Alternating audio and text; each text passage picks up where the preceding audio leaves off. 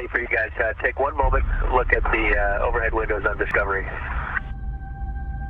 C'était un 17 octobre, sur le pas de tir de Baïkonour au Kazakhstan. La fusée était sur l'aire de lancement, prête à décoller avec 3 astronautes à son bord.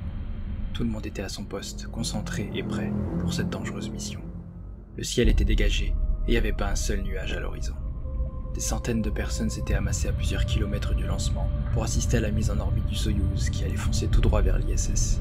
Les astronautes ont pris place dans la petite capsule, leur seul rempart qui leur permet de rester en vie pour cet immense voyage. Et puis très rapidement, le compte à rebours a commencé. 5, 4, 3, 2, 1.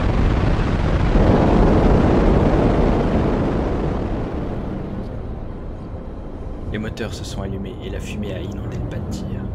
La fusée s'est arrachée à la gravité terrestre avec une telle force, un bruit si puissant et majestueux, celui du propergol qui s'enflamme pour envoyer en dehors de notre atmosphère plusieurs tonnes d'une technologie de pointe. Et 3 humains à son bord. Parfois encore, le bruit résonne à mes oreilles, et quand je ferme les yeux, je vois cette masse imposante sur le pas de tir, encore inerte à quelques minutes du lancement. Ce jour-là, tous les voyants étaient au vert.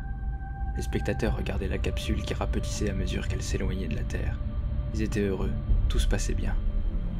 Et puis d'un coup, dans la minuscule capsule, en face de l'astronaute du milieu, une lumière rouge s'est allumée sur le tableau de bord, puis une autre, et encore une autre, jusqu'à ce que des dizaines de voyants clignotent de partout et que le bruit strident des alarmes envahisse la cabine.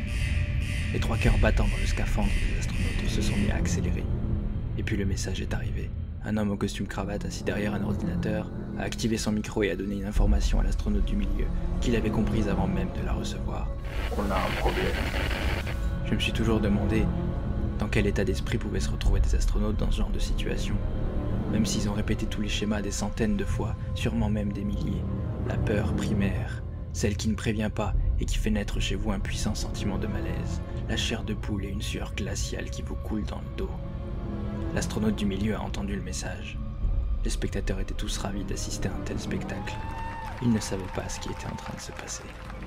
Ils avaient tous le nez en l'air, certains applaudissaient même. Et puis d'un seul coup, la fusée a explosé.